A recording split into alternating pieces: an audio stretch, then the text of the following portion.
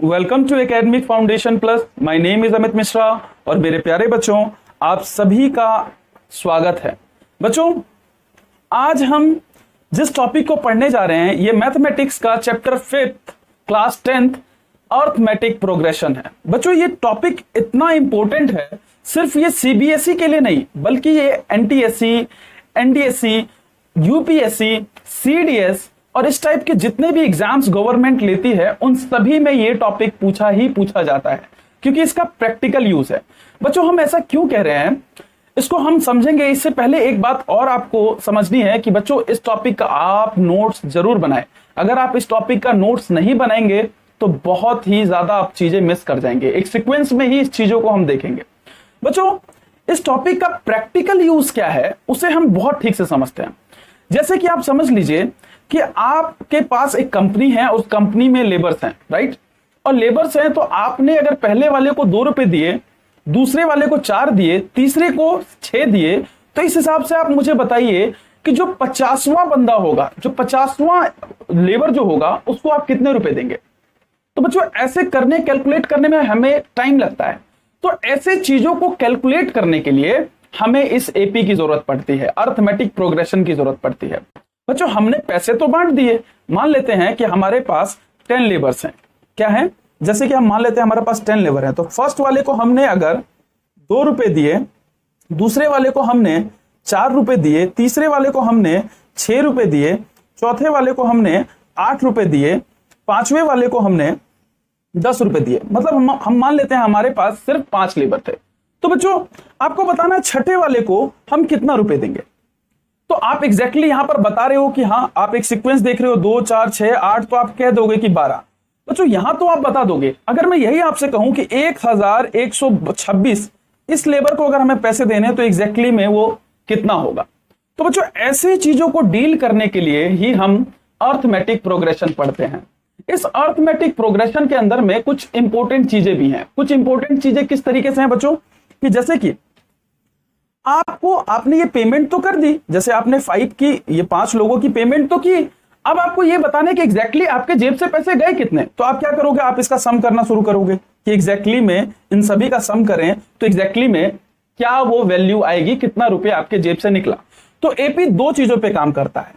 एक तो हमें ये बताना है कि 1126वां जो हमारे पास लेबर होगा उसको कितने रुपए देने हैं, और हमें यह कि टोटल पैसा हमारा कितना खर्च हुआ।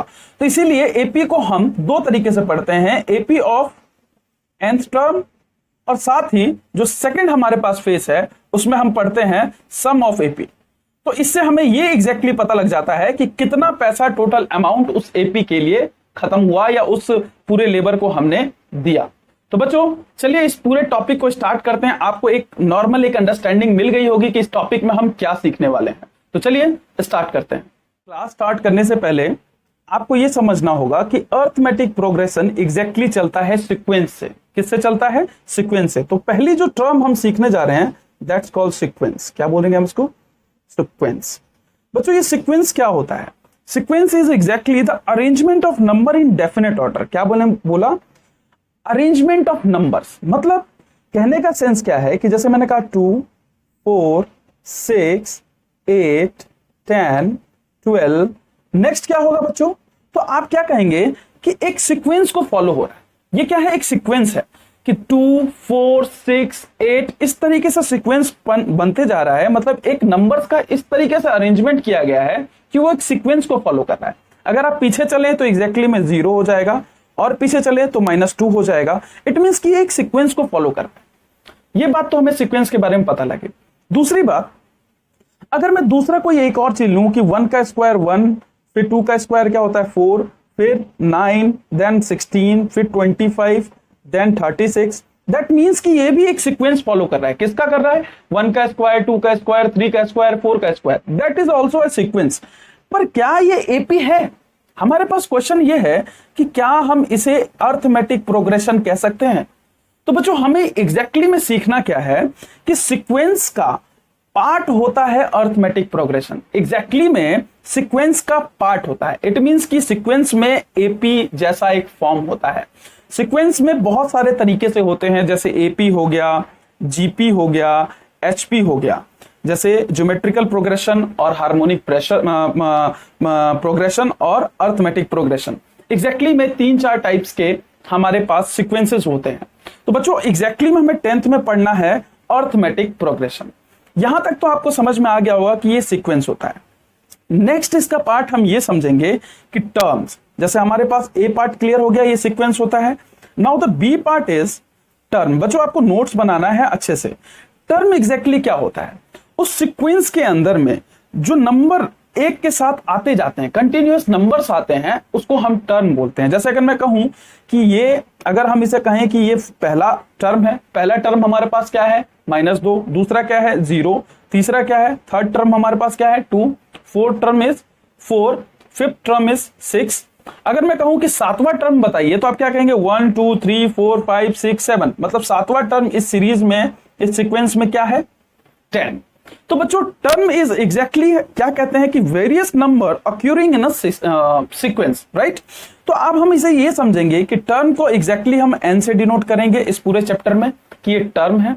और बच्चों एग्जैक्टली में ये जो नंबर्स हैं 1 4 9 16 25, इसे हम ऐसे करके कहेंगे कि ये A1 है।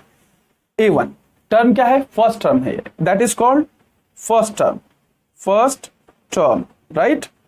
अगर हम इसकी बात करें तो दैट इज, इसको हम कहेंगे सेकेंड टर्म, इसको हम क्या कहेंगे 9th थर्ड वाले पार्ट को थर्ड टर्म।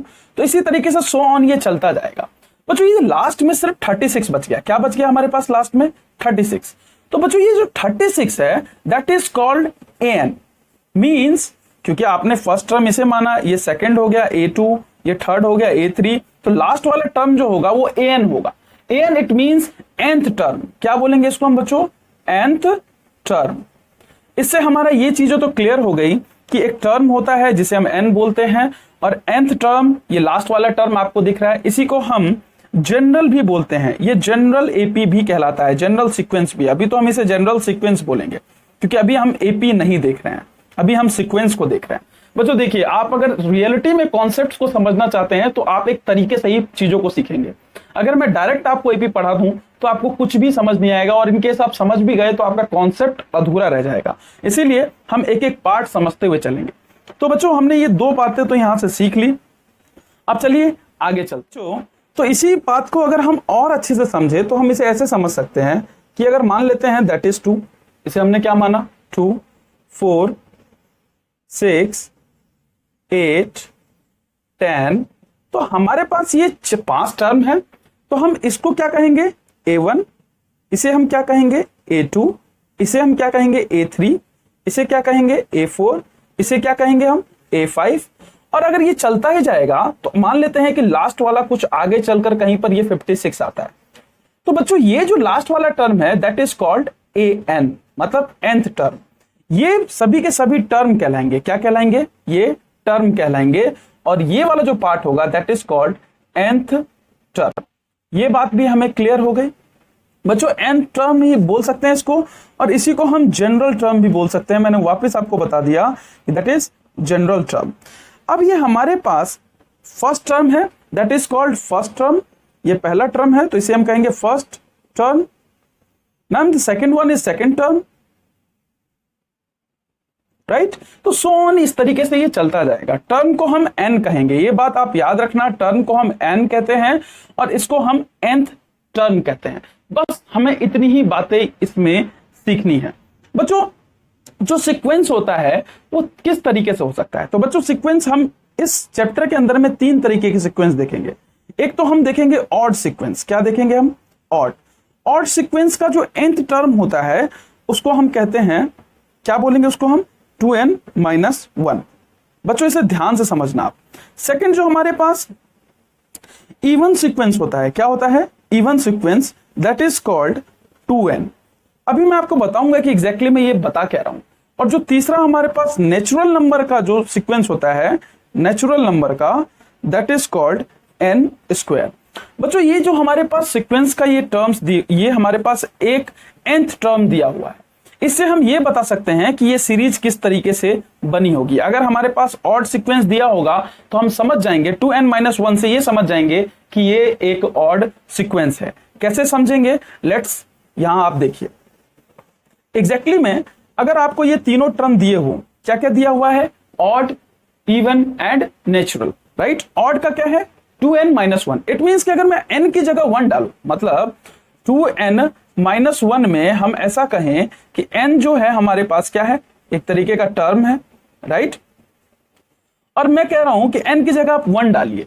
अगर आप 1 डालेंगे तो क्या होगा, 2 इंटू में 1 माइनस 1, इट मींस कितना आया, 2 एकम 2, ये आया 1, क्या आ गया 1। अगर मैं यहां पे 2 डालूं तो क्या आ जाएगा, 2 इंटू में 2 minus 1, that is 4 minus 1, that is equal to 3। That means कि अगला टर्म हमारे पास क्या आया, 3। आपको समझ में आ रहा होगा। थर्ड अगर डालें तो आएगा 5, नेक्स्ट डालें तो 7। तो बच्चों आप देख रहे हैं कि अगर हमारे पास ये सीक्वेंस है, ये जो सीक्वेंस यहां पर हमें दिख रहा है 1 3 5 7, ये एक ऑड सीक्वेंस है। क्या है यहां पर, ये ऑड सीक्वेंस। और ऑड सीक्वेंस को हम किस तरीके से पा सकते हैं, 2n-1 के थ्रू हम ये पालेंगे कि ये एक ऑड सीक्वेंस है। सिर्फ हमारे पास अगर ये चीज हमारे हाथ में हो तो हम बता सकते हैं कि उस पूरे सीरीज को डिफाइन कर सकते हैं कि वो पूरा सीरीज किस फॉर्म में होगा। सेम अगर मैं आपसे कहूं कि एक आप इवन नंबर लीजिए, बच्चों अगर मैं इवन नंबर कहूं तो किसके बराबर है, ये 2n के बराबर। तो आप बताइए n इक्वल टू 1 क्या होगा, तो 2 जा 1, 2 1 जा 2। अगर n इक्वल टू 2 रखा तो कितना हो गया 4, 3 रखा तो 6, ये 8। तो आपको ये पता लग गया अगर आप n स्क्वायर का सीक्वेंस बनाते हैं, n स्क्वायर का, दैट मींस कि वो इवन को फॉलो करेगा। नेक्स्ट हमारे पास नेचुरल नंबर है, that is called n square के फॉर्म में होता है, square of natural number. Square of natural number किसके फॉर्म में होता है, n स्क्वायर में। तो बच्चों n का स्क्वायर 1 का स्क्वायर 1, 2 का स्क्वायर क्या होगा 4, 3 का स्क्वायर 9। तो आपको दिख रहा है कि स्क्वायर ऑफ नेचुरल, बच्चों यहां ध्यान रखना ये स्क्वायर ऑफ नेचुरल नंबर है। स्क्वायर ऑफ नेचुरल नंबर का जो सीक्वेंस होता है वो होता है n स्क्वायर के फॉर्म में। तो बच्चों इससे हमें एग्जैक्टली ये पता लगा कि सीक्वेंस होता क्या है। अभी हम एपी अभी तक हमारा स्टार्ट नहीं हुआ, अभी तक सिर्फ हमने ये जाना है कि एग्जैक्टली में nth टर्म क्या होता है, टर्म्स क्या होते हैं। टर्म को हम देख कैसे सकते हैं, अगर मैंने कहा कि आप इस सीरीज में मुझे बताइए थर्ड टर्म कौन सा होगा, तो आप कहेंगे 1 2 3, ये हमारे पास थर्ड टर्म है। मतलब n जो है, जो थर्ड नंबर पर है वो क्या है हमारे पास 6, उसकी वैल्यू कितनी है 6। थर्ड टर्म जो है हमारे पास उसकी वैल्यू कितनी है 6। तो ये चीज हमारे पास क्लियर होगी। तो चलिए आगे स्टार्ट करते हैं, एक क्वेश्चन लेते हैं जिससे हमारा ये सीक्वेंस का पूरा सिस्टम ही सॉल्व हो जाएगा। इसका एक छोटा सा क्वेश्चन हमारे पास क्वेश्चन है, what is the 18th term. 18वां टर्म एक सीक्वेंस का हमें बताना है कि वो क्या होगा अगर उसका an ऐसा दिया हो। तो बच्चों जब हमारे पास an इस तरीके से था, ऑड के फॉर्म में था, कि भैया ऑड के फॉर्म में an कैसे दिया था 2n-1 के फॉर्म में, तो हमने बता दिया कि वो सीक्वेंस ऑड होगा। अगर an यहां पर हमें किस में दिया हो, किसमें 2n में, तो हमने कहा कि वो इवन में है। अगर यही चीज उसने कहा an अगर हमारे पास n स्क्वायर में है तो हम कह देंगे नेचुरल नंबर का स्क्वायर का सीक्वेंस होगा। मतलब जो सीरीज हमें दिखेगी वो ऐसे दिखेगी 1 4 9 16। तो बच्चों अब हमारे पास उसने an ऐसा दिया और कहा कि आप मुझे बताइए कि 18वां टर्म उसमें होगा कौन सा, क्या होगा। तो बच्चों इसको हम सॉल्व करने के लिए कुछ नहीं करेंगे, एग्जैक्टली में हमारे पास an किसका पूछ रहा है 18, मतलब 18वां टर्म n इक्वल टू कितना आया हमारे पास 18, क्योंकि 18 टर्म के बारे में पूछ रहा है तो n इक्वल टू 18। तो हमने अगर a n की जगह 18 रखा और यहां पर n की जगह 18 और 18 माइनस 3 बाई में 18 प्लस 4, दैट मीन्स हमारे पास कितना आया 18 इंटू में 15, क्योंकि ये माइनस हो जाएगा, और नीचे कितना आया 22। तो एग्जैक्टली जो हमारे पास वैल्यू आई दैट मीन्स 135 बाई 11 आप कह सकते हैं। तो इससे बच्चों हमें एग्जैक्टली में ये पता लगा कि ये जो 18वां टर्म होगा इस पूरे सीरीज का वो क्या होगा 135 बाई 11। तो बच्चों इसी के साथ हमारा सीक्वेंस का ये टॉपिक कंप्लीट हुआ। सीक्वेंस से बेसिकली हमने सिर्फ दो ही बातें समझी क्या क्या, कि सबसे पहली बात कोई भी सीरीज है हमारे पास जैसे 2 4 8 12 16, बच्चों अगर ये कोई सीरीज फॉलो कर रही है, सीक्वेंस को फॉलो कर रहा है, एक ऑर्डर अरेंजमेंट, जो इनका अरेंजमेंट है एक ऑर्डर को फॉलो करते हुए चल रहा है, तो हम एग्जैक्टली में ये बता सकते हैं कि उस ऑर्डर में जो टर्म्स यूज हुए हैं, जैसे यहां पर कितने 4 हैं, तो एग्जैक्टली दूसरे नंबर पे क्या होगा या तीसरे नंबर पे कौन सा टर्म होगा। ये कितनी बड़ी चीज है, ये कितनी बड़ी उपलब्धि है, इसे आप आने वाले टाइम में समझेंगे जब मैं आपको एक सिचुएशन दूंगा और उस सिचुएशन से आप पता कर पाएंगे कि ये हमने कितनी बड़ी बात हमने एग्जैक्टली इसमें हमने सीखी थी। तो चलिए आगे एग्जैक्टली में दो बातें तो समझ में आई कि सीक्वेंस के अंदर में क्या होता है, सीक्वेंस के अंदर में होता है एपी। ऐसा मैंने क्यों कहा, क्योंकि अरिथमेटिक प्रोग्रेशन एक ऐसी चीज होती है जिसमें चीजें कांस्टेंट चलती हैं, मतलब उनके बीच का जो डिफरेंस होता है वो हमेशा क्या होता है, कांस्टेंट होता है, ये कंटिन्यूअस कांस्टेंट रहेगा। एक बात ये एपी के लिए इसकी प्रॉपर्टी है।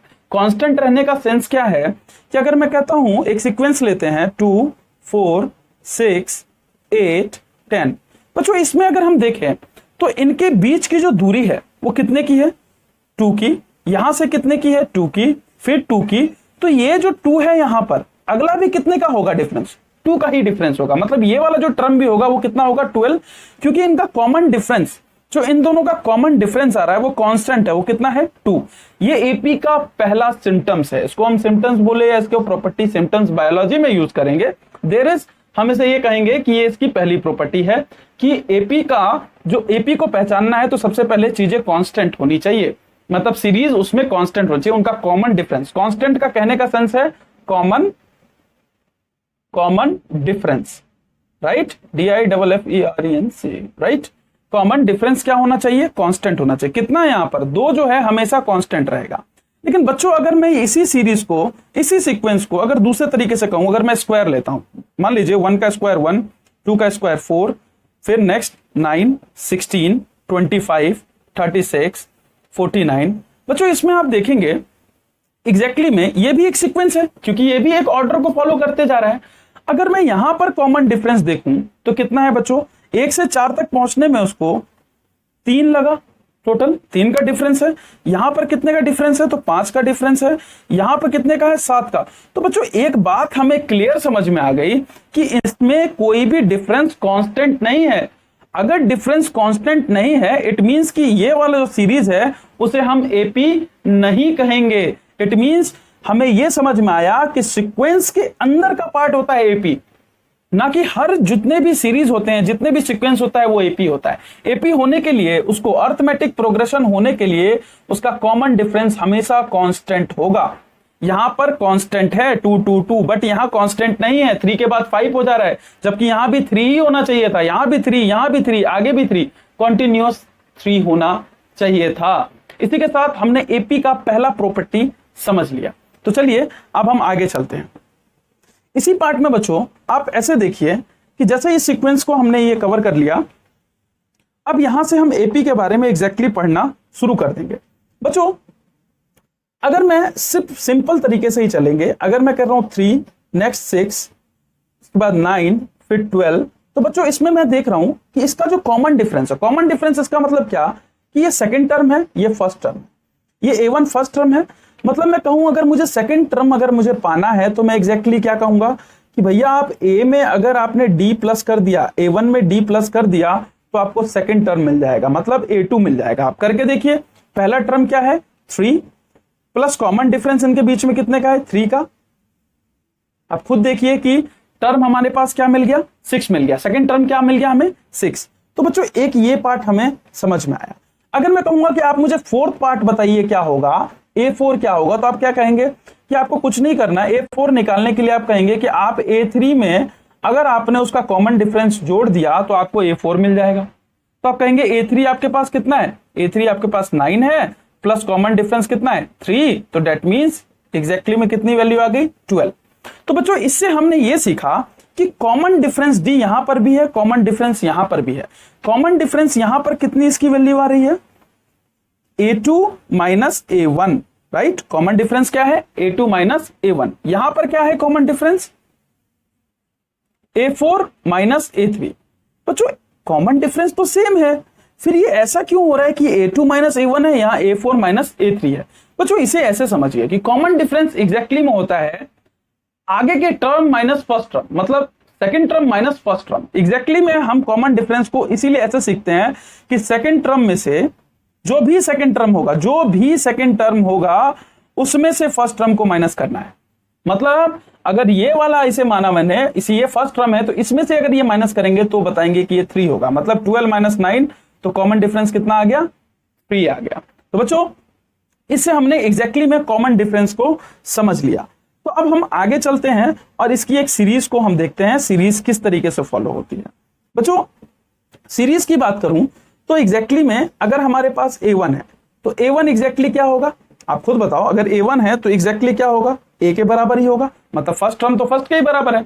सेकंड अगर मैं A2 की बात करूं तो ये क्या होगा? A1 प्लस D, मतलब कांस्टेंट टर्म, राइट, जिसे हम कॉमन डिफरेंस कहेंगे। अगर मैं A3 की बात करूं बच्चों तो क्या होगा? A2 plus D। आप एक चीज देख रहे हैं कि कंटिन्यूअस अगर मैं इसे n तक ले जाऊं, क्या ले जाऊं? an तक। मैं क्या ले गया इसको? an तक, तो ये भी n तक जाएगा, मतलब ये कंटिन्यूअस। आप यहां पर देखिए कि ये वाला जो पार्ट है, सॉरी इसमें एक मिस्टेक हो गया, हम थोड़ा सा इसको वापस से यहां से समझते हैं। एग्जैक्टली में अगर मैं A3 की बात करूं तो क्या होगा? अगर मैं A1 प्लस करूं और यहां पे 2D प्लस कर दूं तो बच्चों A3 मिल जाएगा। ऐसा कहने के पीछे कारण क्या था? अगर यहाँ पे 2, 4, 6, 8 है, ये एक सीरीज है, एक AP की सीरीज है, क्योंकि कॉमन डिफरेंस इनके बीच में कितना है? 2 का। कॉमन डिफरेंस कितने का है? 2 का, राइट। अगर मैं कहूं कि आप मुझे बताइए थर्ड टर्म बताइए क्या होगा, तो आप क्या कहेंगे कि A प्लस 2D कर दीजिए तो आपको थर्ड टर्म मिल जाएगा। आप करके देखिए। तो A कितना है हमारे पास? 2 प्लस कॉमन डिफरेंस कितना है हमारे पास? 2 का, तो 2 इंटू में 2 कितना हो गया बच्चों? आप देखिए 2 plus 4 that is equal to 6। जो थर्ड टर्म है हमारे पास कितना आ गया? 6। तो बच्चों सेम हमने इस बात को यहां लिखा। अगर मैं आपसे कहूं A4 निकालिए तो आप क्या कहेंगे? फर्स्ट टर्म लिखिए प्लस में आप 3D कर दीजिए तो आपको क्या मिल जाएगा? फोर्थ टर्म मिल जाएगा। तो बच्चों अगर हम n तक पहुंच जाए तो ये भी A1 A1 A1, तो ये भी A1 तक पहुंच गया। बच्चों अब कंटिन्यूअस क्या देख रहे हैं कि ये जो यहां पर आप D देख रहे हैं, अगर जैसे ही आप AN तक गए, मतलब अगर ये 4 है, आप देखिए यहां पर कि ये क्या है? N 4, तो D कितना यूज हो रहा है? 3। अगर ये 4 है तो D यहां पे कितना यूज हो रहा है? 3। इट मींस कि मैं इस बात को कुछ ऐसे लिख सकता था क्या कि n-2D, इस बात को मैं लिख सकता था ना, n-2D, और सॉरी n-1D। मैं क्या इस बात को ऐसे लिख सकता था? क्यों मैं ऐसा कह रहा हूं, इसको ठीक से समझिए। अगर मैं यहां पर 4 डालूं, अगर इस पॉइंट पर अगर मैं 4 डालूं तो 4 माइनस 1 इंटू में D है, दैट इज इक्वल टू कितना हो जाएगा? 3D के ही तो बराबर हो जाएगा। इट मींस कि अगर ये वैल्यू n तक गई, आप बहुत अच्छे समझिए, अगर ये वैल्यू n तक गई, nth टर्म तक ले गए, तो A1 तो ऐसे ही आएगा, और D 3D है तो n तक है, तो n-1 एक पीछे। तो हमने यहां पे क्या कहा? n-1 D किया, तो बच्चों हम nth टर्म निकाल सकते हैं, और इसी को हम एग्जैक्टली में AP बोलते हैं। क्या बोलते हैं बच्चों?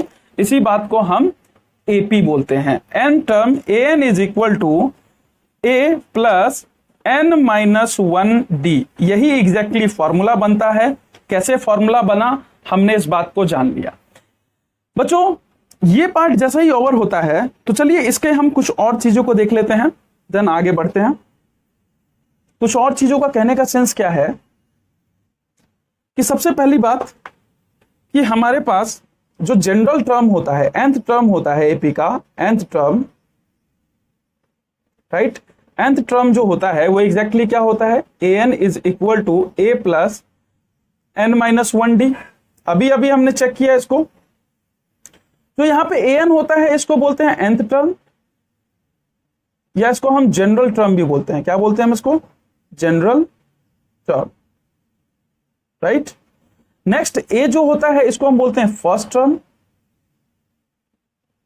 बच्चों ये n क्या होता है? इसको हम बोलते हैं टर्म।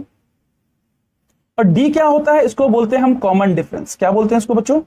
Common difference, right. तो ये बात हमारी ये चीजें समझ में आ गई कि एग्जैक्टली में जो अर्थमेटिक प्रोग्रेशन होता है, अगर हमें ये पार्ट निकालना हो, nth टर्म निकालना हो, तो हम A प्लस n-1D करके निकाल सकते हैं। ये तो हमारे पास रही पहली बात। बच्चों हमारे पास जो दूसरी जो सबसे इंपॉर्टेंट चीज है कि हम इसको दो तरीके से निकाल सकते हैं, या तो इस फॉर्मूले से निकालें, या दूसरा ये भी निकाल सकते हैं कि an इज इक्वल टू होता है, क्या होता है? Last term minus n-1D। अगर बच्चों अगर डायरेक्ट भी हम इसे निकाल सकते हैं, डायरेक्ट कैसे निकाल सकते हैं कि हमारे पास अगर लास्ट टर्म दिया हो, मतलब उस सीरीज का हमारे पास लास्ट टर्म गिवन है, दिया हो, तो हम आराम से बता सकते हैं ये n क्या होगा बच्चों, इसमें भी ये टर्म हो जाएगा और ये d क्या है, कॉमन डिफरेंस। मतलब an के दो फॉर्मूले हैं, एक तो अगर आपको फर्स्ट टर्म दिया हो तो आप ऐसे निकालें, और अगर आपको लास्ट टर्म दिया हो तो आप ऐसे निकालें। तो चलिए इसके दो क्वेश्चंस लेते हैं और एग्जैक्टली जानने की कोशिश करते हैं कि इसमें और क्या क्या चीजें बच्चों। तो क्वेश्चन है हमारे पास, फाइंड द सिक्स्थ वाला term from the end of the AP, जो कि एपी की सीरीज में है 17, 14, 11 डॉट डॉट आगे जाते हुए -40 हो जा रहा है। तो बच्चों सबसे पहले ये चीज समझते हैं कि इसे हम अपने पहले वाले फॉर्मूले से निकालने की कोशिश करते हैं। तो हमें तो 6 टर्म चाहिए, तो हम क्या कहेंगे कि ऐसा करते हैं, सॉल्यूशन के लिए हम सबसे पहला काम करते हैं कि an इक्वल टू, हमें पता है कि एक फॉर्मूला होता है an equal to n a plus n minus 1d, और हमने ये निकाल कर भी देखा है अभी कि एग्जैक्टली में ये फॉर्मूला बना कैसे। तो हमें पता है कि a हमारे पास कितना है, a हमारे पास कितना है, हमारे पास a तो 17 है, बहुत अच्छे। n हमारे पास क्या है, 6, क्योंकि हमें तो 6th वाला पार्ट निकालना है। ओके, अगर हम d की बात क्या करेंगे तो a2 माइनस a1 होता है, तो a2 हमारे पास कितना है, 14, a2 माइनस a1 होता है, तो क्या होगा 14 माइनस 17, डेट मीन्स -3। ये हमें पता लग गया। अब हमारे पास निकालना कौन सा था, हमें 6 टर्म निकालना था, 6th वाला टर्म। तो हमारे पास an ऑलरेडी 40 दिया हुआ है, लेकिन वो तो हमें चाहिए नहीं, हमें तो a6 चाहिए, तो हमने a6 लगाया यहां पर, और a कितना हमारे पास 17 प्लस n कितना हमारे पास बच्चों, n 6 माइनस 1, और d कितना है -3। आपने क्या किया, 17 प्लस 5 इंटू में -3, दैट इज ये कितना आ गया, -15, यही तो होगा, प्लस 17। अब बच्चों एग्जैक्टली में आंसर कितना आया बच्चों, 2। कितना आया बच्चों, 2। अब आपको ये बताना है कि ये आंसर एग्जैक्टली सही है या नहीं है। बच्चों यहां पर जो ये हमने सॉल्व किया और हमें ये पता लगा कि a6 जो 6 टर्म होगी फ्रॉम द एंड। अब देखिए यहां से जो ये हमारे पास निकल कर आया वो क्या आया, 6 टर्म फ्रॉम फ्रंट से। ये कहां से निकल कर आया बच्चों, फ्रंट से। मतलब अगर ये फर्स्ट है, सेकंड है, थर्ड है, फोर्थ, यहां पर क्या होगा बच्चों, इससे 3 और माइनस कीजिए, तो 11 में से 3 गया तो 8 से फिर 3 माइनस किया तो कितना आया बच्चों, 5 से 3 माइनस किया तो 2। इट मींस कि first, second, third, fourth, fifth, sixth, ये बच्चों जो हमारे पास आया है, ये जो हमारे पास आया है वो आगे से आया है 6।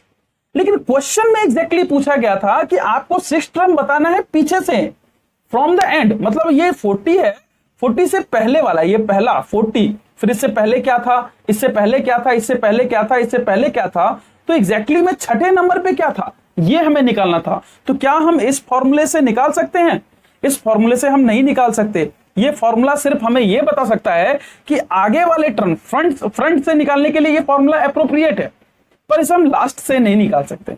तो बच्चों लास्ट से निकालने के लिए हम इसका इस्तेमाल नहीं करेंगे, हम इसका इस्तेमाल किसका करेंगे, अब ये हम यहां से देखते हैं। एग्जैक्टली में हमें ये मालूम है कि a हमारे पास कितना है बच्चों, 17, हमारे पास n कितना है, हमारे पास 6, लास्ट से। ध्यान रखना बच्चों, n हमारे पास कहां से है, लास्ट से। उसके बाद नेक्स्ट हमारे पास क्या है, an की बात करें तो हमारे पास कितना है, -40, लास्ट वाला टर्म हमारे पास कितना है, -40, कॉमन डिफरेंस कितना है बच्चों, -3। नाउ अगर हम ये फॉर्मूला लगाएं कि an is equal to l minus n minus 1d, यही ये जो an है बच्चों, ये nth फ्रॉम लास्ट टर्म है। ये ध्यान रखना बच्चों, ये क्या है, nth from last term, right.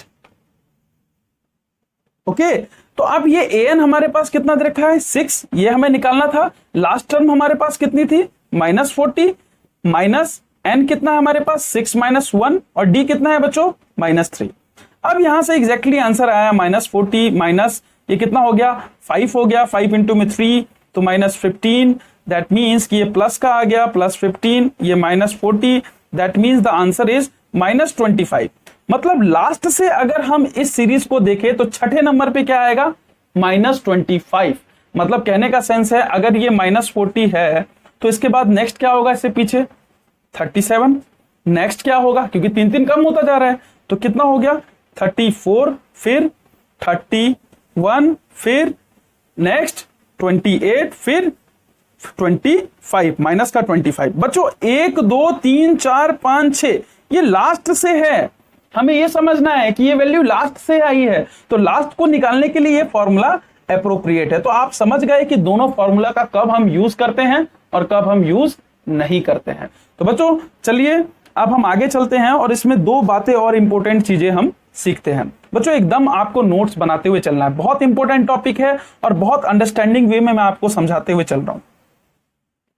Next जो हमारे पास पार्ट है दैट इज व्हाट, अब इसको आप ऐसे देखिए, इसमें दो ऐसी चीजें हैं जिसको जानना बहुत जरूरी है। Number 1 first is middle term. क्या जानेंगे हम? Middle term. बच्चों किसी भी एपी का मिडल टर्म अगर ऑड सीक्वेंस में है, क्या बोला मैंने? ऑड में। अगर हमें यह देखना है कि वो ऑड में है तो हमें मिडल टर्म निकालने के लिए जो nth टर्म होता है मिडल का वो क्या होगा? n+1/2। ये हम निकालेंगे किसी भी मिडल टर्म अगर ये ऑड सीक्वेंस में है। किसमें दिया हो? ऑड में। अभी इस पे एक क्वेश्चन बनाएंगे ताकि आपको समझ में आ जाए। और यही अगर मिडल टर्म अगर हमें निकालना है, मिडल टर्म पे वो वैल्यू क्या होगी अगर वो इवन में है तो बच्चों उसका होता है एग्जैक्टली में n/2 पे देख लें, एंड सेकेंड n/2 + 1। इन दोनों पे हम इसे चेक करेंगे। तो बच्चों ये हमारा ये वाला पार्ट हुआ। तो चलिए इस पे हम एक क्वेश्चन बनाते हैं एंड देन उसके बाद इन दोनों ही पार्ट को समझ लेते हैं। जो क्वेश्चन है find the middle term of AP, मतलब हमें एपी का इस पूरे सीरीज का, जैसे पहला पार्ट क्या है 6 13 20 और आगे चलकर ये कितना हो जा रहा है 206। सेकंड पार्ट ये क्या है 7 13 19 और आगे चलकर 241 हो जा रहा है। बच्चों इसमें कह रहा है कि आपको मिडल टर्म निकाल के देना है एपी का। ये बहुत इंटरेस्टिंग पार्ट है, मतलब ये इतना बड़ा सीरीज है, हमें क्या पता कि मिडल टर्म क्या होगा। तो इसको निकालने के लिए पीछे मैंने आपको फॉर्मूला बताया था, अगर n हमारा ऑड आता है मतलब इसके टोटल टर्म्स मिलाकर ऑड आते हैं तो क्या होता है, और इवन आता है तो क्या होता है, ये दोनों ही चीज हमने देख लिया था। तो चलिए इन दोनों क्वेश्चन को डिस्कस करते हैं। पहला फर्स्ट वाला सॉल्यूशन ए लेते हैं, पहला पार्ट को सॉल्व करते हैं, ए पार्ट को। राइट, हमें पता है कि इस ए वाले पार्ट में ए हमारे पास एग्जैक्टली कितना है 6। नेक्स्ट हमारे पास डी कितना है बच्चों, तो 13 - 6 that is equal to 7। Next हमारे पास an भी दिया हुआ है, लास्ट वाला टर्म कितना दिया हुआ है, nth टर्म कितना दिया हुआ है 216 राइट। और इसके बाद बाकी की चीजें और तो कुछ दी नहीं हुई है। तो अब एग्जैक्टली में हमें n निकालना है। जब तक हम n नहीं निकालेंगे तब तक हमें यह कैसे पता लगेगा कि टर्म ऑड है या इवन है, टोटल नंबर्स कितने हैं, टर्म्स कितने हैं इसमें। ये निकालने के लिए हम क्या करेंगे, an that is equal to a plus n-1d। Right, हमारे पास 6 है, ये n निकालना है हमें, d हमारे पास 7 था, an कितना था 216। नाउ यहां से 6 है, ये कितना हो गया 7n - 7, ये मल्टीप्लाई हो गया अंदर। अब ये यहां से माइनस हो जाएगा, ये वाला पार्ट अगर इससे माइनस होगा तो ये कितना बच गया 7n - 1 that is equal to 216। ये इधर जाएगा तो एग्जैक्टली में वैल्यू क्या दे देगा हमारे पास कि 217 इज इक्वल टू 7n, और एग्जैक्टली में n की वैल्यू कितनी आ गई बच्चों 217/7 दैट इज कटेगा तो ये कितना आ जाएगा 31। तो हमें ये पता लगा कि इसमें टोटल टर्म कितने हैं 31। मतलब ये सीरीज जो जा रही है 6 13 20 इसके बाद 27 होगा क्योंकि कॉमन डिफरेंस कितना रहा है 7। इस तरीके से ये टोटल यहां तक पहुंचने में इसने कितने टर्म यूज किए, तो हमें ये एग्जैक्टली पता लगा इस n से कि इसमें टोटल टर्म 31 यूज हुए। 31 एग्जैक्टली क्या है, ऑड है या इवन। तो बच्चों ये पता लगा कि 31 ये तो ऑड है। तो ऑड का मिडल टर्म निकालने का फॉर्मूला क्या है, अगर n अगर हमारे पास ऑड आता है, जब भी हमारे पास, हम इसको ऐसे समझे, जब भी हमारे पास n जो होता है, टर्म जो होता है, टर्म अगर ऑड निकल कर आया तो बच्चों उसका मिडल टर्म कौन सा होगा, कौन सा पार्ट होगा, तो वो जो पार्ट होगा मिडल टर्म वो होगा n+1/2 वाला, ये वाला जो टर्म होगा, ये जो टर्म होगा एग्जैक्टली में मिडल टर्म होगा। ये हमने सीखा। तो ये क्या हुआ हमारे पास, n कितना आया 31, हमने यहां पे 31 डाला, +1 किया, बाई में 2 किया, एग्जैक्टली क्या आया 32/2 कट गया तो कितना आया 16th। ये पार्ट कितना आया 16th। मतलब हमने ये सीखा कि वो ये जो यहां पर 16th आया, ये एग्जैक्टली में मिडल टर्म है किसका, एपी का। इस सीरीज का 16वां जो पार्ट होगा, इस पूरे सीरीज में जो 16वां पार्ट होगा वही एग्जैक्टली में मिडल टर्म होगा इस एपी का। तो 16th टर्म एग्जैक्टली में है कौन सा, तो ये हमें निकालना पड़ेगा। तो चलिए हम इसे भी निकाल लेते हैं, ये आप नोट कर लेना। नाउ अब हमें ये पता लगा कि जो 16th पार्ट है वही एग्जैक्टली में मिडिल टर्म होगा। जो 16th nth जो हमारे पास आया, कितना आया, 16th आया। तो बच्चों हमें ये पता है एग्जैक्टली में कि हमारे पास an is equal to a plus n minus 1 d। an हमारे पास 16 निकालना है, हमें तो वैल्यू चाहिए ना 16th की। हमें ये पता लग गया कि जो 16th पार्ट है वही एग्जैक्टली में मिडिल टर्म है। an 16 लिया, a कितना हमारे पास 6, n हमारे पास 16 माइनस 1, और d कितना हमारे पास बच्चों, d हमारे पास 7 है, राइट। दैट इज यहां से कितना आया, 6 प्लस 15 इंटू में 7, that is 6 plus 105, that means कि 111। बच्चों कहने का सेंस क्या है कि इस find the middle term of an AP, middle term exactly में 16th टर्म होगा और उसकी वैल्यू कितनी आ रही है, 111। बच्चों इस पूरे सीरीज का जो मिडिल टर्म होगा 6, 13, 20 डॉट डॉट डॉट डॉट, एक जगह पर 111 आएगा, उसके बाद लास्ट में 226 आएगा। बच्चों ये जो चीज होगा ये मिडिल टर्म होगा इस एपी का, मतलब बीच वाला भाग होगा, और ये कितने नंबर पे आएगा, 16th पे आएगा। यही एग्जैक्टली इस क्वेश्चन का मीनिंग था, यही एग्जैक्टली हमें समझना था। बच्चों आप इस क्वेश्चन को खुद करें, और ये क्वेश्चन इवन पर बेस्ड होगा। आप जब करेंगे तो आपको इसका सॉल्यूशन मुझे ग्रुप में सेंड करना है, या आप मुझे कमेंट में भी इसका आंसर कर सकते हैं। तो बच्चों ये पार्ट भी हमारा कंप्लीट हुआ। तो चलिए आगे चलते हैं। तो हमारे पास क्वेश्चन है, if the 10th term of an AP is 52 and the 17th term is 20 more than the 13th term, find the AP. बच्चों जब भी एक चीज आपको टिप्स है मेरे तरफ से, एक की है कि जब भी आप मैथ सॉल्व करें और अगर वर्ड प्रॉब्लम का क्वेश्चन हो तो आप एक एक स्टेप को ही पहले सॉल्व करें। आप ज्यादा स्टेप्स को सॉल्व ना करें, एक साथ पढ़ें, एक स्टेप को पढ़ें, उसको सॉल्व करें, देन उसके बाद सेकंड स्टेप पे जाएं। तो बच्चों इसका अगर हम सॉल्यूशन करें तो हमें यह पता है कि द 10th वाला जो टर्म है एपी का वो क्या है, 52। मतलब हमें यह पता लगा कि n हमारे पास 10 है, जो n हमारे पास 10 है वो एग्जैक्टली में कितने के बराबर है, 52 के बराबर। यही बात तो हमारे सामने आई, जो 10th वाला टर्म है वो एग्जैक्टली क्या है, 52 के बराबर है। नेक्स्ट हमारे पास बात क्या आई कि जो 17th टर्म है, अगर मैं कहूं n जब 17 होगा तो ये क्या कह रहा है, 17 term is 20 more than the 13 term, मतलब n 13 प्लस में कितना 20। यही तो ये कह रहा है कि n 13th वाला पार्ट प्लस 20 करेंगे तो वो कितने के बराबर है, 17 के बराबर। यही तो कह रहा है कि 17th term is 20 more than the 13 terms. यही तो एग्जैक्टली है। तो बच्चों इस दोनों ही बात को आप किस तरीके से लिखोगे, लिखने का तरीका हमें सीखना होगा। n क्या है, 10, मतलब a10 निकालना है। a10 कितना दे रखा है हमें, 52। a10 हमारे पास क्या दे रखा है, जो टर्म है हमारे पास 10th वाला वो पार्ट कितना दे रखा है, 52। सेकंड हमारे पास a17 दे रखा है कि a13 प्लस 20। अब हमसे पूछ रहा है कि आप बताइए कि सीरीज क्या होगी। तो बच्चों अगर a हमारे पास 10 है तो इसको हम क्या लिख सकते हैं, आप ही मुझे बताओ। अगर a 10 है तो हम इसे लिख सकते हैं a10 is equal to 52, that means a plus 90 that is equal to 52। पहली बात, अगर मैं इधर आऊं तो इस वाले पार्ट को एग्जैक्टली में अगर मैं इसको हटा दूं यहां से, तो अब अगर मैं इस पार्ट को ऊपर लिखूं तो एग्जैक्टली क्या आएगा, a17 that is equal to a13 plus 20।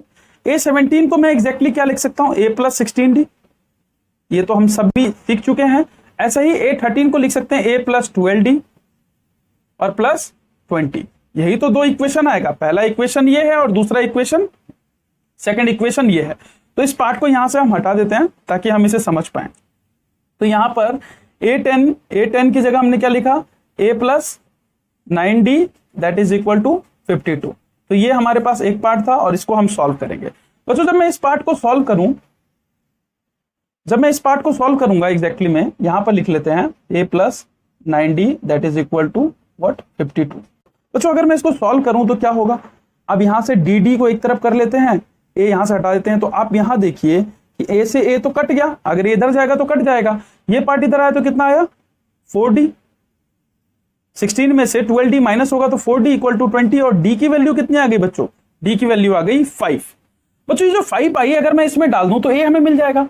अगर मैंने यहां पर a इज इक्वल टू 5 डाला d तो कितना आ गया ये 9 इंटू में 5 इज इक्वल टू 52, तो ये कितना आ गया ये 45 is equal to 52 plus a। So बच्चों a कितना आ गया हमारे पास, 52 में से ये माइनस होगा तो a आया 7। बच्चों ये हमें समझ में आया कि एक सीरीज है, अगर हमने इसको पूरा सॉल्व किया तो हमें AP निकालना है, तो हमें ये पता लगा D हमारे पास इतना क्या है और फर्स्ट टर्म हमारे पास क्या है 7, D 5 है, फर्स्ट टर्म 7 है, तो पहला लिखा हमने 7, दूसरा क्या होगा सेकंड टर्म क्या होगा 7 प्लस 5, क्योंकि D जैसे ही इसमें ऐड करेंगे तो दूसरा टर्म आ जाएगा 12, तीसरा फिर इसमें 5 जोड़ो, फिर 5 ऐड किया तो 17, फिर 5 ऐड किया तो 22। तो बच्चों ये हमारे पास एग्जैक्टली एक सीरीज बन गई। तो यही हमारे पास एक क्वेश्चन था। तो चलिए नेक्स्ट क्वेश्चन की तरफ चलते हैं, एक कॉन्सेप्ट की तरफ चलेंगे अब, कि इसमें एक कॉन्सेप्ट अब हमें सीखना है। ये पार्ट भी हमारा ओवर हो गया बच्चों, हम इसी क्लास के अंदर में इस पूरे चैप्टर को एंड करेंगे, इसीलिए आप एक एक पार्ट को बहुत आराम से देखते हुए चलो। नेक्स्ट हमारे पास चीजें हैं समझने के लिए, वो है सिलेक्शन ऑफ एपी। क्या है सिलेक्शन ऑफ अर्थमेटिक प्रोग्रेशन। बच्चों ज्यादा इसमें नहीं जानना, सिर्फ 2 चीजें समझनी है। सिलेक्शन ऑफ एपी कैसे होता है, हमसे अगर क्वेश्चन ये पूछेगा कि आपके पास 3 कॉन्जिक्यूटिव अर्थमेटिक प्रोग्रेशन है, तो बच्चों 3 ऑड नंबर में है। हमसे क्या कह रहा है कि अर्थमेटिक प्रोग्रेशन तो है लेकिन वो एक ऑड नंबर का अर्थमेटिक प्रोग्रेशन है। तो बच्चों ऑड नंबर का है और 3 का है, तो आपको सिर्फ इस तरीके से समझना है कि नंबर ऑफ टर्म्स आप इस तरीके से चूज कर सकते हैं। नंबर ऑफ टर्म अगर क्या है ऑड में है, 3 में है, 3 में जब हमें 3 में चुनना है तो क्या कहेंगे, पहला टर्म मान लेते हैं a माइनस डी, दूसरा टर्म मान लेंगे a और तीसरा मान लेंगे a प्लस डी। खत्म हो गया। इसका कॉमन डिफरेंस क्या आएगा, इसमें से ये माइनस करोगे तब भी d आएगा, इसमें से ये माइनस करोगे तब भी d ही आएगा। तो ये बात समझ में आई। 3 हुआ तो ये लेंगे, अगर 5 हुआ तो क्या करेंगे बच्चों, अगर इस केस अगर 4 पे पहले देख लेते हैं एक बार। अगर 4 हुआ तो हम क्या करेंगे, a minus 3d, a minus D, right, a plus D, और next is a plus 3d। तो बच्चों अगर 4 टर्म हमें मानने को कहेगा तो हम ऐसे मानेंगे, 3 टर्म कहेगा तो हम ऐसे मानेंगे, और अगर 5 टर्म कहे, मैक्सिमम तो यही 2 होते हैं, लेकिन अगर इनकेस 5th पूछ ले तो आप ये कहेंगे a minus 2d, a minus D, next is a, next is a plus D, next is a plus 2d। तो बच्चों इस तरीके से हम चीजों का सिलेक्शन करते हैं। जब भी हमसे क्वेश्चन ये पूछा जाता है कि आप बताइए आपके पास 3 टर्म दिए हुए हैं एपी के, तो आपको बताना है कि एग्जैक्टली उसका आंसर क्या होगा। तो आप 3 टर्म कैसे कैसे मानेंगे, अगर 3 टर्म की बात आएगी तो एग्जैक्टली आप ऐसे मानेंगे a माइनस डी, a और a प्लस डी। सेम अगर 4 टर्म का पूछे तो ऐसे, और 5th टर्म का पूछे तो इस तरीके से। बच्चों इसे नोट डाउन करो, और आपसे एग्जैक्टली में इसका नेक्स्ट पार्ट क्या है वो अब हम समझते हैं। पूरा चैप्टर का हम निचोड़ पढ़ते जा रहे हैं, कंक्लूजन जानते जा रहे हैं कि एग्जैक्टली ये चैप्टर होगा क्या, और आखिरी में इसकी हम एक कहानी सुनेंगे छोटी सी, जिससे हमें ये सारा का सारा पॉइंट ही क्लियर हो जाएगा। बच्चों नेक्स्ट पार्ट में एग्जैक्टली हम जानेंगे, अगर 3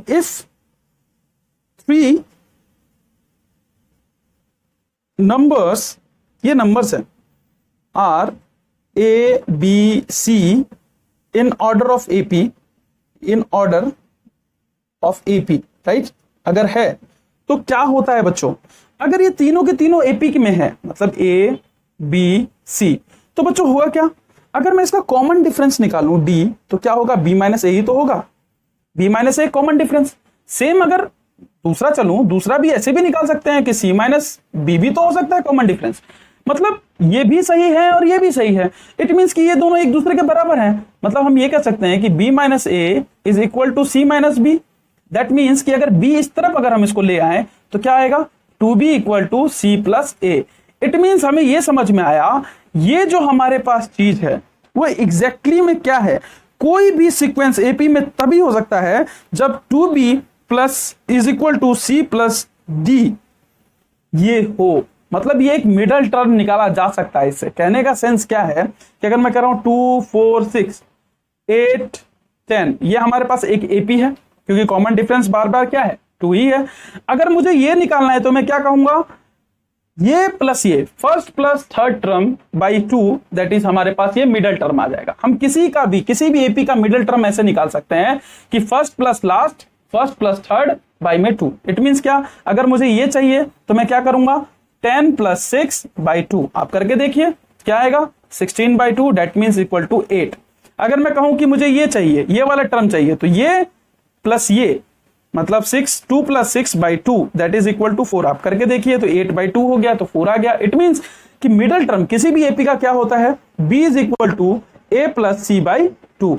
इसी को हम बोलते हैं अर्थमेटिक मीन्स। क्या बोलते हैं हम इसको, हम अर्थमेटिक,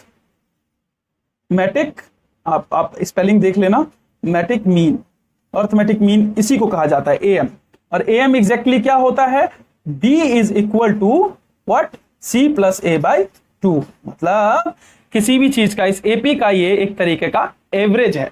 एवरेज क्या हो गया, c प्लस a बाई 2, ये अर्थमेटिक मीन हो गया। तो बच्चों इसी के साथ हमारा ये पार्ट भी कंप्लीट होता है। इससे रिलेटेड हम एक छोटा सा क्वेश्चन लेते हैं ताकि इस पार्ट को हम और अच्छे से क्लियर समझ सकें। है the sum of the first 3 terms of AP, sum of the first 3 terms of AP is 33 and if the product of first and third term exceed the second term by 29 तो find AP. बच्चों मैंने आपको फिर से समझाया, जब भी word problem का क्वेश्चन हो आपको बहुत तरीके चलना है, एक एक पार्ट को समझना है। कह रहे कि द सम ऑफ, सॉल्यूशन हम करेंगे, इसका सॉल्यूशन क्या होगा कि the sum of first 3 term of AP is 33। तो सबसे पहले सम ऑफ फर्स्ट 3 टर्म, हमें तो टर्म्स ही नहीं पता एपी के, तो हमें ये एग्जैक्टली पता है फर्स्ट 3 टर्म बोल रहा है।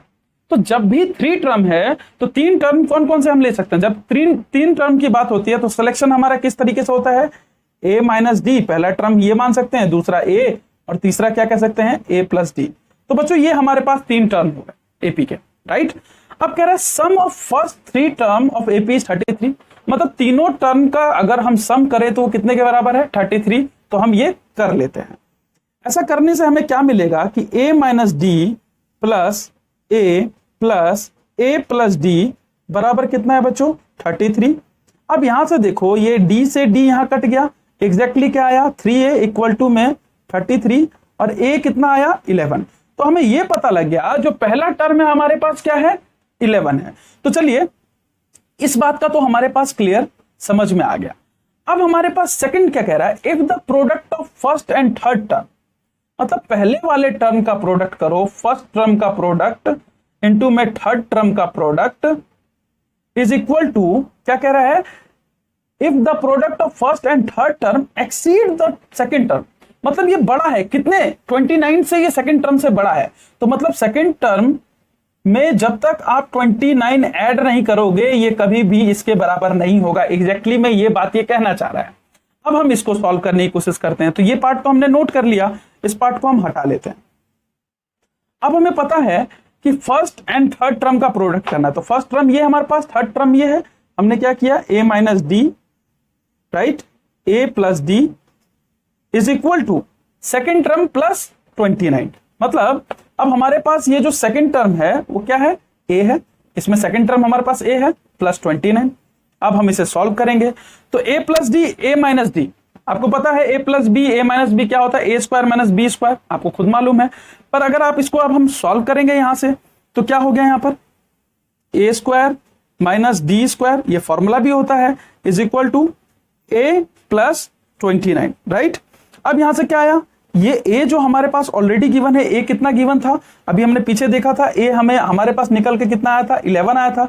11 इसमें डाल दिया तो ये कितना हो गया 121। आप कर लेना, थोड़ा डायरेक्ट मैंने कर दिया है, minus d square that is 11 अगर हम यहां ऐड कर दें तो ये कितना हो गया 29 से 11 ऐड किए तो 0 एंड 4 40, ये कितना आ गया 40। बच्चों अगर डी इस तरफ चला गया, ये इधर आ गया तो क्या आया कि 121 में से अगर 40 हम माइनस करें एग्जैक्टली क्या होगा 1 और ये 81, क्या आया 81 is equal to d square और एग्जैक्टली डी की वैल्यू कितनी आ गई बच्चों 9। तो बच्चों हमारे पास इस पूरे क्वेश्चन से डी की वैल्यू निकल के आई और ए ऑलरेडी हमारे पास 11 था। तो अब हमसे पूछ रहा है कि आप बताइए फाइंड द एपी, तो वो एपी कैसा होगा। अब जिसका एपी का पहला टर्म एग्जैक्टली में 11 है, दूसरा टर्म क्या होगा a प्लस डी, मतलब ये कितना हो गया 20, नेक्स्ट टर्म क्या होगा 29, नेक्स्ट टर्म क्या होगा 38, सो ऑन, इस तरीके से ये एपी चलता जाएगा। तो बच्चों इसी के साथ हमने इस क्वेश्चन को भी कर लिया। तो चलिए अब हम आगे चलते हैं और इसका लास्ट पार्ट एपी का पढ़ते हैं, जिसे हम कहते हैं सम ऑफ एपी। तो बच्चों लास्ट पार्ट है हमारे पास sum to N term of AP. बच्चों इसका कहने का सेंस क्या है? सम करना है किसका? एन टर्म ऑफ एपी, मतलब जो भी हमारे पास सीरीज होगी उसका पूरे का सम कितना आएगा ये हमें एग्जैक्टली बताना है। अगर मैं आपसे कहूं कि हमारे पास एपी 2 4 6 8 है, तो कह रहा है कि आप सम बताओ कितना होगा। तो बच्चों सम कितना होगा? 2 + 4 6 6 8, सॉरी 6 6 12 12 और 8 20। टोटल सम ऑफ एपी, इस पूरे एपी का जो सम है वो कितना है? 20। तो बच्चों इस बात को जानने के लिए इसके दो फॉर्मूले होते हैं, बस हमें ऐसे समझना है। सम ऑफ एपी, तो एसएन से हम इसे डिनोट करेंगे, sum of N, sum to N term of AP, ये एसएन हो गया, इज इक्वल टू n/2, मतलब ये टर्म है n/2 2a plus n-1 d। बच्चों इससे हम किसी भी चीज का, एपी के किसी भी फॉर्मेट का हम सम निकाल सकते हैं। ये इतना बेस्ट फॉर्मूला है जिससे हम एपी का पूरा सम निकाल सकते हैं। बच्चों क्योंकि इस टॉपिक का जैसे ही अभी एंड होगा तो मैं आपको एक सिचुएशन में डालूंगा, ताकि आप समझ जाएंगे इस एपी का एग्जैक्टली में यूज क्या था और हमारा इतना पढ़ने के पीछे कारण क्या था। तो पहली बात तो हमने ये सीखी कि सम ऐसे निकाल सकते हैं। दूसरा तरीका सम निकालने का है लास्ट टर्म यूज करके, मतलब Sn equal to n/2 that is equal to a plus last term. L जो ये यहां पर है एग्जैक्टली में, दैट इज लास्ट टर्म। ये क्या है हमारे पास? Last term. बच्चों ये बहुत अच्छे समझना है, मतलब हम सम ऐसे भी निकाल सकते हैं और ऐसे भी निकाल सकते हैं। ये जब हमारे पास nth टर्म गिवन ना हो, मतलब लास्ट वाला पार्ट हमें गिवन ना हो, ये चलता ही जा रहा है, हमें नहीं पता कि ये कहां एंड होगा, ऐसे में हमें ये यूज करना होगा। और अगर हमें ये दिया हो 2 4 6 ... 50, तो बच्चों अब ये हमारे पास लास्ट टर्म दिया हुआ है, तो हम इसका यूज कर डायरेक्ट एसएन निकाल लेंगे। तो बस यही एग्जैक्टली में मुझे समझाना था। ये दो पार्ट थे और ये इसी के साथ ये पूरा टॉपिक हो गया। इसके हम एक दो क्वेश्चंस देख लेते हैं ताकि हम समझ जाएं कि इसमें पूछता क्या है। क्वेश्चन है find the sum of first 20 terms of an AP, मतलब सम हमें निकालना है पहले कितने नंबर्स का? 20 ही टर्म्स तक का हमें सम निकालना है इस एपी में। इन विच अब क्या रहा है कि आपको थर्ड टर्म ऑफ एपी दे रखा है हमारे पास 7, third term of AP is 7 and the 7th term is 2 more than the thrice of third term. बच्चों ऐसा क्वेश्चन दिया हुआ है। बच्चों फिर से मैं एक ही बात कहूंगा कि जब भी आपको क्वेश्चन टफ लगे, वर्ड प्रॉब्लम में, तो एक एक करके उसे सॉल्व करते हैं, एक एक पार्ट को। तो यहां तक तो कोई क्वेश्चन ही नहीं था, वो तो कह रहा है कि सम निकालना है 20 टर्म का, तो हमें तो एग्जैक्टली में हमें इसका सॉल्यूशन कैसे कर सकते हैं। सॉल्यूशन का पहला पार्ट हमारे पास क्या है कि थर्ड टर्म ऑफ एपी क्या दे रखा है हमें? 7। थर्ड टर्म ऑफ एपी अगर 7 दे रखा है, थर्ड टर्म कितना दे रखा है? 7। इट मींस कि हम इसे ये कह सकते हैं a + 2d। थर्ड टर्म का मतलब क्या हो गया? a3 का मतलब क्या हो गया? a + 2d, और ये बराबर कितने के हैं? 7 के बराबर। ये पार्ट तो हमारा सॉल्व हो गया। अब चलिए नेक्स्ट पार्ट की तरफ चलते हैं।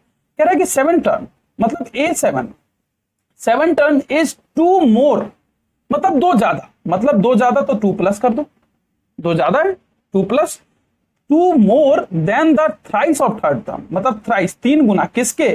थर्ड टर्म के, a3 के। खत्म हो गया।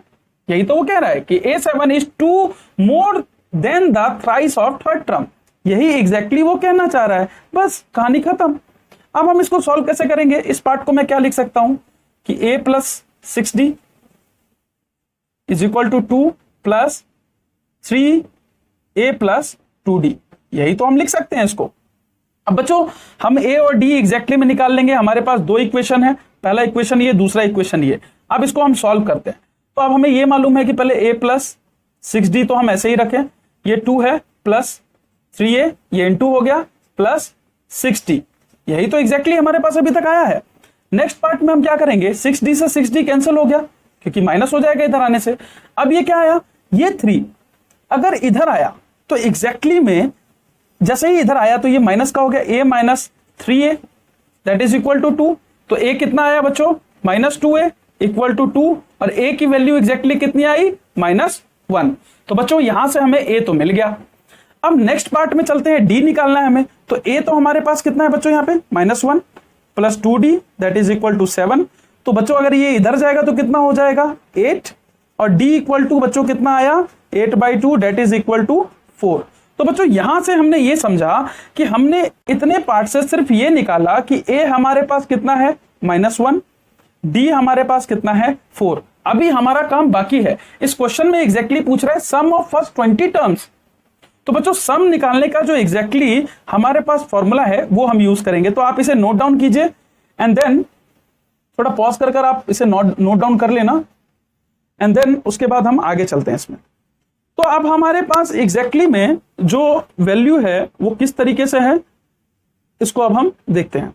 तो SN निकालने का हमारे पास फॉर्मूला क्या है बच्चों, हम यहां लिख लेते हैं कि A हमारे पास आया था -1 और D हमारे पास आया था बच्चों कितना D एग्जैक्टली हमारे पास आया था 4, राइट। ये दो चीज थी। SN क्या होता है, SN is equal to n/2 2a plus n-1d, यही तो हमसे कह रहा है। तो बच्चों हमें फर्स्ट 20 टर्म्स का निकालना है सम, पूरे सीरीज का 20 टर्म्स। हमें तो सिर्फ एक ही टर्म तो हमें मालूम है। अगर ये मैं सीरीज AP निकालूं तो AP हमारा कैसे बनेगा -1 d 4 प्लस करेंगे इसमें तो कितना आएगा, अगला टर्म क्या हो जाएगा 3, अगला टर्म क्या होगा 7, अगला टर्म क्या होगा हमारे पास 10। तो ऐसे करके ये 20 टर्म्स तक जाएगा। इन सभी का सम निकालना है एग्जैक्टली, ये हमसे पूछ रहा है सिर्फ 20 टर्म तक का। तो अब हम क्या करेंगे, SN क्या हो गया, n कितना है 20 तक निकालना है, n 20/2 2a 2 इंटू में -1 प्लस n क्या है 20 - 1 इंटू में d कितना है 4, यही तो एग्जैक्टली में है। तो ये बच्चों कितना हो गया 10 हो गया। तो मतलब 10 अंदर में कितना हो गया -2 प्लस 19 इंटू में 4, यही तो होगा। ये वाला पार्ट यहाँ पे क्या आ गया 19 इंटू में 4, ये कितना हो गया 19 4 जा 76, 19 4 जा एग्जैक्टली व्हाट 76 -2 प्लस -2 इंटू में 10। अब बच्चों ये कितना होगा 74 इंटू में 10 दैट इज इक्वल टू 740। बच्चों यही हमारे पास S20 आएगा। अगर हम 20 AP का सम, इस सीरीज का अगर पूरा सम करेंगे 20 टर्म तक तो एग्जैक्टली आंसर कितना हो जाएगा 740। तो बच्चों इसी के साथ हमारा ये पूरा चैप्टर ओवर हो गया। इसमें एक भी कॉन्सेप्ट बाकी नहीं है, हमने पूरे कॉन्सेप्ट को पढ़ लिया। अब बच्चों अंडरस्टैंडिंग पार्ट पढ़ेंगे। मतलब इतना पढ़ने के पीछे मैंने क्यों कहा था कि इसमें UPSC जैसे एग्जाम्स आपसे क्वेश्चंस पूछेगा या आपसे NDA CDS या व्हाटएवर जितने भी टाइप्स के एग्जाम्स होते हैं, इसमें ऐसा सवाल क्यों पूछा जाता है, इसके पीछे एक वजह है। बच्चों ये चैप्टर इतना इंपॉर्टेंट है, इस चैप्टर को आप इस तरीके से समझिए कि ये एक फॉर्मेशन क्रिएट करता है। फॉर्मेशन कैसे क्रिएट करता है कि आप मानिए कि आपकी कंपनी, आपकी एक क्या थी कंपनी है, इस कंपनी में टोटल थाउजेंड्स लेबर काम कर रहे हैं, थाउजेंड्स वर्कर आप मान लेते हैं, 1000 वर्कर है हमारे पास, राइट। अब इस 1000 वर्कर को अगर आपने पहले वाले हर वर्कर को आप अगर 5 रुपए देते हैं, कितने रुपीस 5 रुपीस देते हैं, अगर 5 देते हैं और अगले वाले को 10 देते हैं, कंटिन्यूस आपका लेबर का सैलरी बढ़ता जा रहा है, तो आप कैसे देंगे उसको, पहले वाले को आप 5 रुपीस देंगे, दूसरे वाले को कितने देंगे आप 10 रुपीस देंगे, थर्ड वाले को कितने देंगे आप 15 देंगे, फोर्थ वाले को 20, सो ऑन। ये कितने तक टिल जाएगा। अब ये जाता जा रहा है, आपको नहीं पता कि 100 टोटल लेबर्स कितने थे 1000, इट मींस कि ये कितना हो गया टर्म, n टर्म है, n टर्म हो गए। और टोटल आप पैसे अभी आप पैसे पहले वाले को 5 दे रहे हो, दूसरे को 10 दे रहे हो, तीसरे को 15, चौथे को 20। इट मींस कि इनके बीच का जो कॉमन डिफरेंस है वो 5 का है, मतलब 5 रुपीस का हमारे पास एक कॉमन डिफरेंस आ गया। हर बार आप चेक करो, यहां भी चेक करोगे तो 5 ही रुपीस का आएगा, ये माइनस ये करोगे तो भी 5 ही रुपीस आएगा। इट मींस कि जो कॉमन डिफरेंस कितना है 5 का। इट मींस कि ये सीरीज AP में है। पहली बात तो ये हमें समझ में आई। अब आपको ये चेक करना है कि मैं 20वें लेबर को कितना पैसा दूंगा। अब आपको ये पता लग रहा है, इससे इस पूरे चैप्टर को पढ़ने का फायदा ये है कि अब हमें ये पता करना है कि आप मुझे बताइए कि 20 n अगर 20 हो तो 20वें लेबर को मैं कितना पैसा दूंगा, ये बताइए। तो आपको पता है A आपके पास कितना है, A इज 5, D आपको पता है कि ये भी 5 है, राइट, D भी 5 है। अब आप A20 निकालेंगे, A20 इक्वल टू क्या होगा, A प्लस n-1D, यही तो होगा। A कितना है 5 प्लस 20 - 1 इंटू में D इज 5। मैं छोटा कर रहा हूं ताकि आप समझ जाए यहां से कि 5 प्लस 19 इंटू में 5 और बच्चों ये कितना हो गया 95 प्लस ये 100 रुपए आप देंगे 20वें लेबर को। इस चैप्टर का ये फायदा है। अब आपको ये पता लग गया कि 20वें लेबर को 100 देंगे तो 1000वें लेबर का भी आप ऐसे ही निकाल सकते हैं। जो 1000वां आपका वर्कर होगा उसे भी आप बता देंगे कि इतना पैसा देंगे। ये बात तो हमें कंफर्म हो गई। अब हमें यह सीखना है कि 1000 लेबर्स में मुझे कितने पैसे देने पड़ गए। तो बच्चों कितने पैसे देने पड़ गए इसको निकालने के लिए हम किसका यूज करेंगे, सम ऑफ का। सम करेंगे, सम ऑफ एपी यूज करेंगे। यहां से एसएन हम निकाल लेंगे तो ये पता लग जाएगा टोटल वर्कर्स में हमारे कितने पैसे बचे।